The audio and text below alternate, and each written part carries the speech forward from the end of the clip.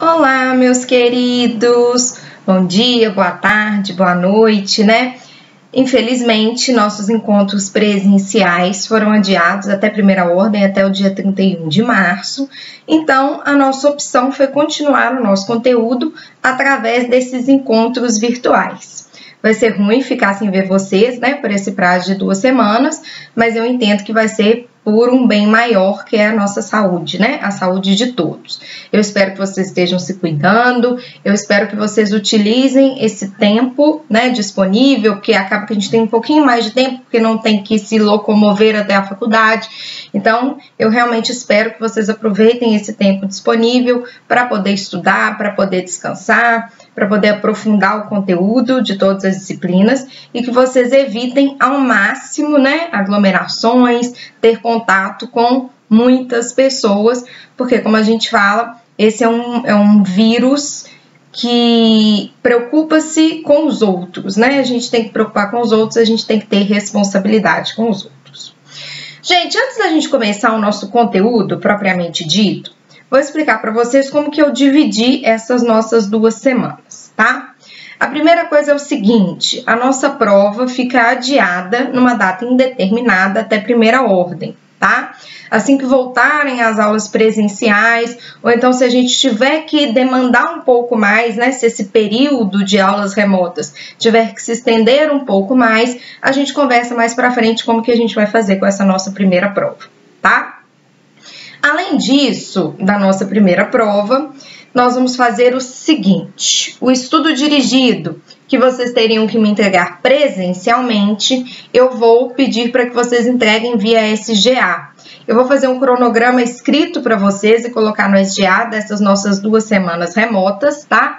E lá vai estar todos os trabalhinhos que vocês vão ter que me entregar a longo prazo. Todos vão ser inseridos no SGA, tá? O estudo dirigido, inclusive, ele é para ser feito à mão, né, de forma discursiva. Então, você faz ele à mão, faz de forma discursiva, tira lá a foto com CanScan, escaneia com CanScan, salva em PDF e insere lá no SGA, no link que já está aberto ali para vocês, tá bom? Além disso, gente, eu vou dividir o nosso conteúdo da seguinte forma. Nós vamos terminar classificação dos contratos, vamos ver extinção dos contratos e vamos entrar em vícios redibitórios, tá? Então, como que eu vou dividir esse conteúdo? Eu vou fazer 3 vídeos diferentes, um vídeo terminando classificação dos contratos, um vídeo de extinção dos contratos e um vídeo de vício redibitório. Provavelmente, esses vídeos vão ser lançados no dia das nossas aulas, tá? De manhãzinha, ou seja, terça de manhã, quinta de manhã, na terça de manhã subsequente. Eu tô deixando esses vídeos no meu canal do YouTube, que eu vou deixar para vocês o link, mas também vou mandar via SGA para vocês, por mensagem, o link específico de cada uma dessas videoaulas. Então, nós teremos 3 videoaulas, tá, gente? Uma videoaula para terminar a classificação dos contratos, uma videoaula que vai falar sobre extinção dos contratos e uma videoaula de vício redibitório. Cada uma dessas videoaulas vai ter um estudo dirigido específico, tá? Que eu também vou colocar no SGA para vocês. Eu vou abrir uma pastinha do SGA lá, que vai ter o nome de material para aulas remotas. Então, tudo aquilo que tiver nessa pastinha de material para aulas remotas é o material que nós vamos utilizar, beleza? As datas de entrega desses estudos dirigidos, tudo vai estar bem explicadinho no cronograma escrito que eu vou inserir no SGA para vocês. Mas só para vocês entenderem, hoje, terça-feira, nós teremos então, dia 17/3, a nossa aula terminando classificação dos contratos. Essa aula de classificação dos contratos, vocês terão que fazer um estudo dirigido para mim, e o estudo dirigido deve ser entregue na aula seguinte, no dia 19/3, via SGA. No dia 19/3, eu vou disponibilizar para vocês uma aula de extinção dos contratos. Também vai ter um estudo dirigido. Esse estudo dirigido fica para a aula subsequente para o dia 24/3. E no dia 24/3, nós vamos ter uma aula de vícios redibitórios e o estudo dirigido de vícios redibitórios fica para o dia 31/3 também via SGA, tá? Eu espero que a gente consiga desenvolver bem dessa forma. Qualquer dúvida que vocês tiverem sobre o conteúdo, eu estou disponível no SGA, então mandem mensagens, não hesitem em mandar mensagens lá via SGA sobre qualquer dúvida de qualquer um dos conteúdos. No dia 26, né, que é a quinta-feira, eu vou disponibilizar um vídeo corrigindo os estudos dirigidos de classificação dos contratos e o estudo dirigido de extinção dos contratos, tá? O estudo dirigido que eu já tinha previamente marcado com vocês, a data de entrega continua a mesma, tá? Só que agora via SGA, e eu vou deixar para corrigir eles presencialmente como uma revisão da nossa prova, beleza? Lembrando que qualquer dúvida que vocês tiverem, eu estou disponível no SGA, naquela parte lá de mensagens, ok?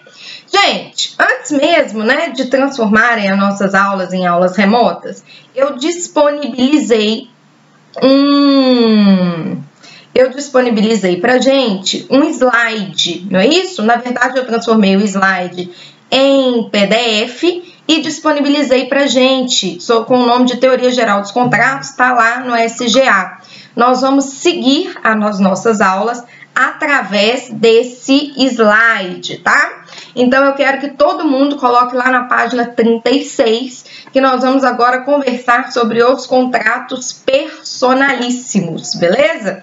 Todo mundo lá na página 36, vamos conversar sobre os contratos personalíssimos.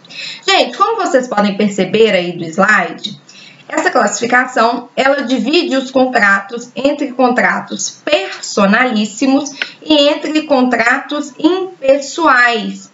Na verdade, vocês vão perceber que essa nomenclatura, ela lembra muito a obrigação de fazer pessoal, né, intuito personae, que a gente chama de infungível, e também a minha obrigação impessoal, aquela obrigação, então, que a gente fala que é fungível. Os contratos personalíssimos ou intuito personae, meus amores, são aqueles que são celebrados em atenção às qualidades pessoais de um dos contratantes, não podendo, né, o obrigado, ou seja, não podendo o devedor se fazer substituir por outra pessoa. Então, é aquele contrato em que o devedor é o elemento causal da obrigação. Ele não pode ser substituído por outrem. As qualidades desse devedor, sejam culturais, sejam profissionais, sejam artísticas ou até de outra espécie, elas têm influência decisiva no consentimento do outro contratante. Ou seja, o contratante só elaborou aquele contrato, o credor só decidiu elaborar aquele contrato porque o devedor era aquela pessoa específica. Por isso que não pode substituir-se.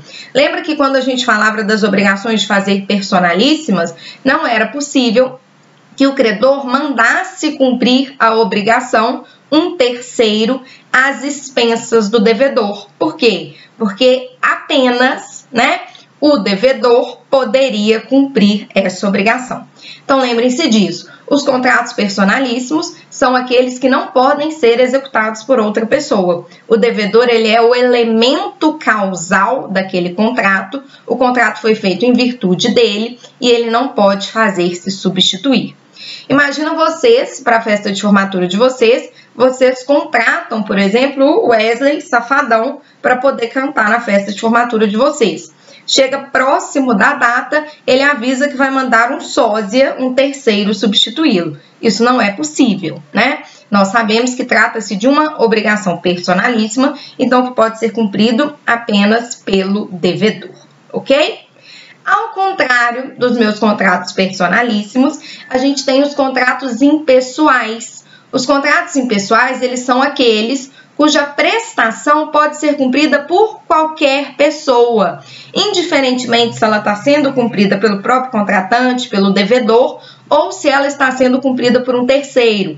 Não importa quem realiza a prestação, desde que ela seja realizada da forma correta, desde que ela seja feita bem feita, não é isso?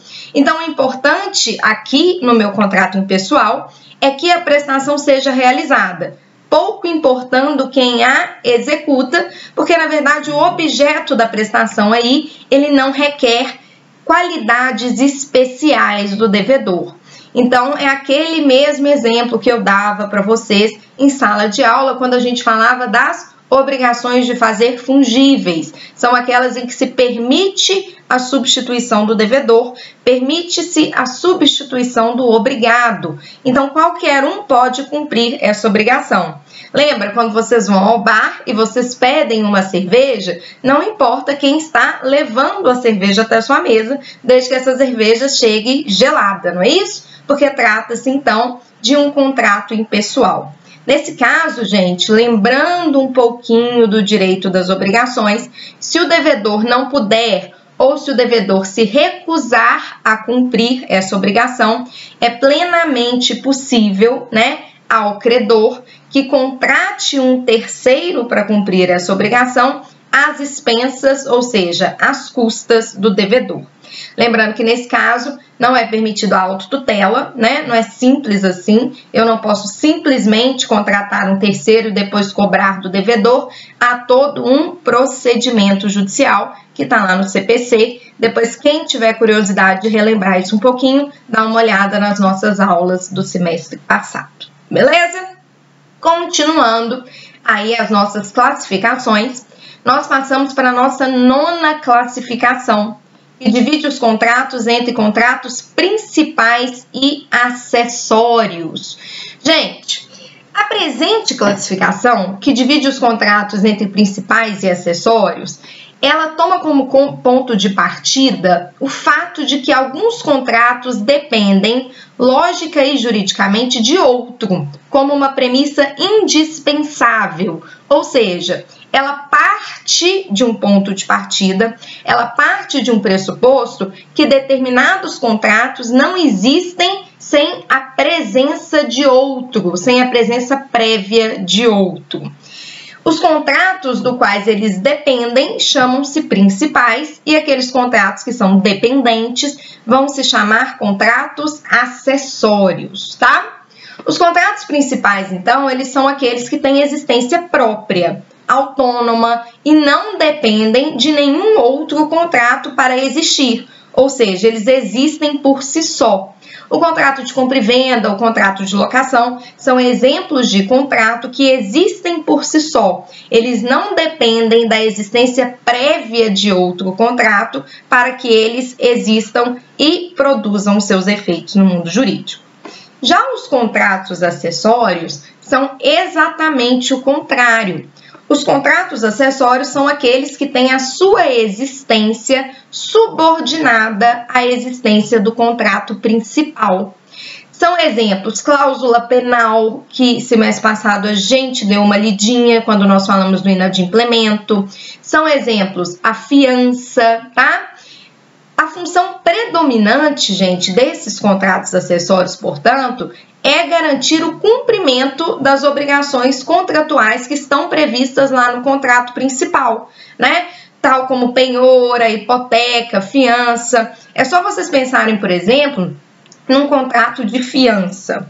Quando a gente fala, né, num contrato de fiança, o contrato de fiança, ele afiança, ele garante que um outro contrato será o quê? Que um outro contrato será cumprido. Eu não tenho como fazer um contrato de fiança se ele não garantir o cumprimento de outro. Então, percebem que o contrato de fiança, ele é totalmente subordinado a outro contrato? Por exemplo, o contrato de compra e venda, ele é acessório ao contrato de compra e venda, ele é acessório ao contrato de locação. Não existe um contrato de fiança se ele não está afiançando algo, se ele não está garantindo o cumprimento de outro contrato. Assim também acontece na cláusula penal.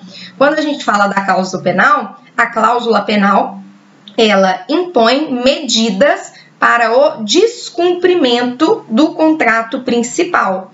Então, ao impor essas medidas para o descumprimento, né, que irão incidir no descumprimento do contrato principal, o que ela faz? Ela reforça, ela garante que esse contrato principal será cumprido. Não existe cláusula penal sem um contrato principal sobre o qual ele incide, beleza? Nós temos duas consequências em relação ao contrato principal e ao contrato acessório. E agora prestem bastante atenção nisso, porque isso despenca em prova. A primeira consequência, gente, é a seguinte: nulo o contrato principal, nulo também será o negócio acessório. A recíproca, todavia, não é verdadeira. Então, pensem comigo, gente. Imaginem que determinado casal, tá, pede para que você seja fiador dele num contrato de locação. Isso é mó frio, hein, gente? Lembra que eu sempre falo com vocês que tem alguma coisa que a gente nunca deve fazer, é ser fiador. Mas imagine que um casal de amigos seus solicita que você seja fiador em um contrato de locação. Você que é casado, ou seja, é obrigatório que a sua esposa também concorde com essa fiança, não pede autorização da sua esposa. Você não tem a assinatura da sua esposa, a gente chama isso de outorga uxória. Sem a assinatura dessa esposa, o contrato de fiança ele vai ser considerado nulo, porque falta a ele um requisito indispensável. Isso significa que o contrato de locação também vai ser considerado nulo? Não, tá? Por quê? Porque nulo o contrato acessório, não será nulo o contrato principal, beleza? O contrato de locação, ele continua, porém sem uma garantia. É bem possível, né, que o proprietário obrigue as partes que locaram o imóvel a encontrar um outro fiador, a dar um outro tipo de garantia. Agora imagine que, na verdade, acontece o contrário. Esse casal de amigos seus realiza o contrato de locação, você realiza o contrato de fiança, a sua esposa, o seu marido assinam esse contrato de fiança, tudo direitinho, mas posteriormente esse contrato de locação acaba sendo nulo, porque o seu casal, o casal de amigos seus, ele não cumpre os requisitos de validade do negócio jurídico lá do 104 que nós vimos. Por exemplo, eles não são pessoas capazes para firmar um contrato de locação. Nesse caso, o contrato de locação vai ser nulo, ele é o contrato principal. Mesmo que o seu contrato de fiança esteja em perfeitas condições para produzir efeitos, ele também será considerado nulo. Por quê? Porque a partir do momento que o contrato principal é considerado nulo, o contrato acessório, que é o contrato de locação, ele não tem mais o que garantir, mais o que afiançar. Então, lembrem-se dessa primeira regrinha. Nulo o contrato principal, nulo também será o negócio acessório. A recíproca, todavia, não é verdadeira, tá? Se o negócio acessório for nulo, o contrato principal pode sim continuar produzindo efeitos em virtude da teoria da convalidação dos atos e da redução do negócio que estão presentes lá no artigo 184 do Código Civil. Beleza? A minha segunda consequência em relação ao contrato acessório e ao contrato principal é em relação à prescrição, aquela matéria que nós conversamos bastante no semestre passado. Gente, a prescrição de pretensão concernente à obrigação principal acarretará a da relativa às acessórias, tá? Embora a recíproca aqui também não seja verdadeira. O que significa isso, gente? Nós vimos, por exemplo, quando a gente estava estudando prescrição e decadência, lá no artigo 206, se eu não me engano, né, que o prazo prescricional para a cobrança de aluguel de prédios rústicos, né, de prédios urbanos, prédios rústicos, eu acho que é de 1 ano, tá? Passado esse prazo para cobrar os aluguéis, eu não posso cobrar também do fiador, tá? Então, a prescrição que atinge a obrigação principal atinge, consequentemente, a obrigação relativa, atinge, consequentemente, o contrato relativo, tá? O contrato relativo, desculpa, atinge também, né, obrigatoriamente, o contrato acessório. Então, só lembrando aqui, porque eu fiz uma confusãozinha, a prescrição que atinge o contrato principal, automaticamente também vai atingir o meu contrato acessório. Então, se as obrigações concernentes ao contrato de locação, por exemplo, estiverem prescritas, as obrigações concernentes à fiança deste contrato de locação também estarão prescritas. Mais uma vez aqui, a recíproca não é verdadeira, tá? Se as obrigações concernentes ao contrato de fiança estiverem prescritas, que é o meu contrato acessório, não necessariamente estarão prescritas as obrigações concernentes ao meu contrato principal, que aqui no nosso exemplo é o meu contrato de compra e venda. Beleza, amores? Então, nós vimos aqui duas classificações dos contratos já, né? Vimos a classificação que divide os meus contratos entre pessoais e pessoais. Vimos a classificação que divide os meus contratos entre contratos principais e acessórios. A nossa próxima classificação, vocês que estão me acompanhando aí, né, que já está na página 37 do nosso PDF, é aquela que divide os meus contratos entre contratos solenes e não solenes. Gente, o que é isso? Solenes são aqueles contratos que devem obedecer a uma forma prescrita em lei para que eles se aperfeiçoem, tá? Lembra que a gente viu, né, do estudo do artigo 104, que o Código Civil ele não tem uma forma específica como regra, não é isso? A regra é a informalidade. Alguns contratos que terão uma regra específica em lei. Esses contratos que têm essa regra específica em lei são os contratos solenes. A partir do momento que a legislação, seja o Código Civil ou seja uma legislação específica, exige uma forma específica, essa forma será condição de validade do negócio jurídico. E se não for observada, o contrato será nulo. Beleza? Então, gente, os meus contratos solenes são aqueles contratos que têm uma forma estabelecida na legislação. A lei obriga que esses contratos observem determinada forma. Exemplo, a maioria dos contratos de doação, a lei exige que esses contratos sejam feitos de forma escrita. Outro exemplo que nós vimos são os contratos referentes à transmissão, aquisição de bens imóveis, cujo valor é superior a 30 salários mínimos. Esses contratos têm que ser feitos por meio de escritura pública, tá? Então, esses são os contratos solenes. São contratos que a lei determina uma forma específica e que, se essa forma não for observada, este contrato será nulo. Já os meus contratos não solenes, eles são exatamente o contrário. Os contratos não solenes, eles são aqueles de forma livre, ou seja, basta o consentimento para a sua formação. Não há uma forma específica para como esse consentimento deve ser feito. Isso fica, à disposição das partes. Isso fica por mera liberalidade, por mera escolha das partes. Como a lei, então, ela não obriga, ela não reclama nenhuma formalidade para o aperfeiçoamento deste contrato, eles podem ser celebrados de qualquer forma, seja por escrito particular, seja verbalmente. Lembrem, como eu acabei de falar com vocês, que os contratos não solene é a regra, tá? A regra é que os contratos têm forma livre nos moldes do artigo 107 do Código Civil. Beleza? Passando para a nossa próxima classificação, nós vamos falar da classificação que divide os meus contratos entre contratos nominados e inominados, típicos e atípicos, mistos e coligados, o que nós vamos chamar de união de contratos.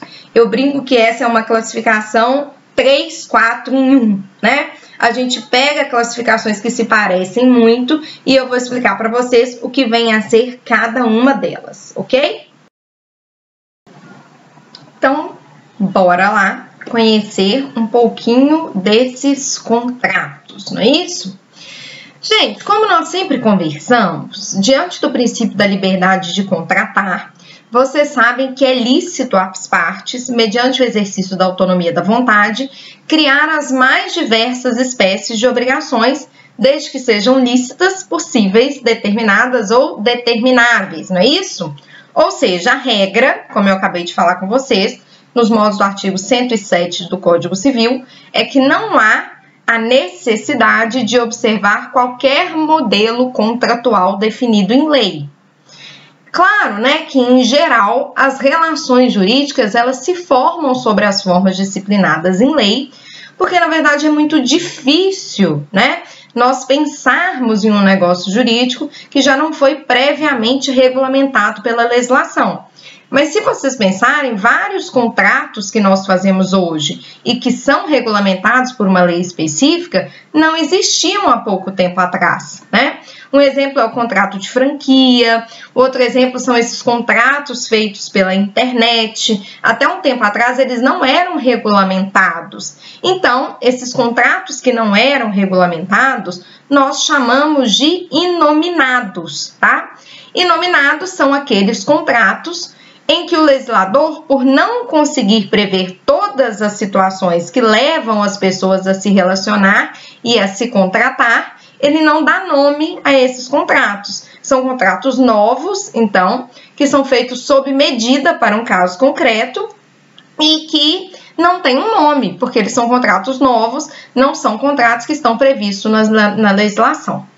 Ao contrário desses contratos inominados, que não têm nome, que não estão previstos na legislação, nós temos os contratos nominados, que são os contratos que vocês conhecem mais, né? Todos os contratos que você consegue nominar, dar nome, são os contratos nominados. Locação, doação, compra e venda, mútuo, comodato, depósito, todos esses contratos, eles são espécies contratuais que nós falamos que têm nomen iuris, ou seja, eles vão servir como base para fixação de esquemas, modelos ou até de tipos de regulamentação específica na lei. Então, os contratos nominados são aqueles que são previstos, que são regulamentados pela legislação. Hoje em dia, o direito ele conta com 23 contratos nominados, tá? Os contratos inominados já seriam a inovação jurídica, aquele contrato que surge plenamente da autonomia das partes para um caso muito concreto, muito específico, que já não há um modelo estabelecido em lei, tá? Gente, todo contrato nominado também é um contrato típico, porque os contratos típicos são aqueles contratos que são regulados por lei. Se todos os contratos regulados por lei têm nome, então todos os contratos típicos serão contratos nominados. Já os meus contratos atípicos são aqueles contratos que resultam do acordo de vontade, mas que não têm as suas características e requisitos definidos em lei. Basta apenas o consenso para criá-los, basta que as partes sejam livres e capazes, né? Como eu disse para vocês, que o objeto seja lícito, possível, determinado ou determinável e que o objeto seja suscetível de apreciação econômica. Consequentemente, os meus contratos atípicos serão contratos inominados, ok? As nossas três últimos contratos aí que fazem parte da classificação, parte da doutrina apresenta o que chama de contrato misto. Contrato misto, gente, é aquele que vai resultar da combinação de um contrato típico juntamente com cláusulas criadas especificamente pela vontade dos contratantes. Então, ele deixa de ser um contrato essencialmente típico, mas não se transforma em outro totalmente atípico. Vocês percebem, então, que esse contrato misto é uma reunião de elementos de dois ou mais negócios jurídicos, total ou parcialmente regulados na lei. Então, eu pego, por exemplo, dois contratos que já existem, pego um pouquinho das características de um pouquinho das características de outro, né? E acabo o quê? Acabo formando um novo contrato, tá? Já os contratos coligados são aqueles que, embora distintos, eles estão ligados por uma cláusula acessória, implícita ou explícita. Ou seja, eles se encontram ligados por um nexo funcional. O exemplo é o seguinte: você vende o automóvel e a gasolina vai junto. Você compra um automóvel e acaba arrendando a garagem, tá? Tem que tomar muito cuidado para esses contratos coligados não virarem uma venda casada, porque a venda casada ela é proibida pelo direito do consumidor, tá? Mas é o exemplo, você compra um carro e os acessórios que são, né, obrigatórios acabam vindo junto com esse carro. É um exemplo de contratos coligados. E por último, para finalizar essa nossa aula de classificação dos contratos, nós temos a doutrina que classifica em união de contratos. Gente, essa união de contratos é quando eu tenho contratos distintos e autônomos, ou seja, eles não são coligados, eles não são mistos. Eu tenho 2 ou mais contratos diferentes, então eles são distintos e autônomos, mas eles são realizados ao mesmo tempo no mesmo documento, tá? O vínculo ali ele é meramente externo. Exemplo, compra das moradias e reparação de um outro prédio. Eu faço um contrato com alguém que é empreiteiro, por exemplo, e nesse mesmo contrato tem a compra e venda de uma casa e também o reparo de um outro prédio, só que eu faço no mesmo documento. São 2 contratos diferentes, percebem? É um contrato de compra e venda em um e no outro seria um contrato de prestação de serviços. Meus amores, continuando aí, né, o nosso PDF, vocês vão ver que no slide 38 eu apresento para vocês o contrato preliminar. Só que nós já conversamos sobre o contrato preliminar. O contrato preliminar, então, ele é matéria dada, tá? Com isso, eu finalizo esse nosso primeiro vídeo. Eu espero que vocês tenham gostado. É óbvio que esses nossos vídeos, né, vão ser menores que a nossa aula, porque a gente não tem o tempo da chamada, a gente não tem o tempo do quadro, a gente não tem o tempo das dúvidas, não é isso? Então, os nossos vídeos geralmente vão demorar aí até 50 minutos para vocês também não ficarem muito cansados, tá? Meu objetivo é tentar transmitir o conteúdo para vocês. Eu espero que vocês tenham gostado e até no nosso próximo vídeo que nós vamos falar sobre extinção dos contratos, tá bom? Muito obrigada, meus queridos, pela atenção e eu estou disponível no SGA para qualquer dúvida que vocês tenham. Até mais. Beijos!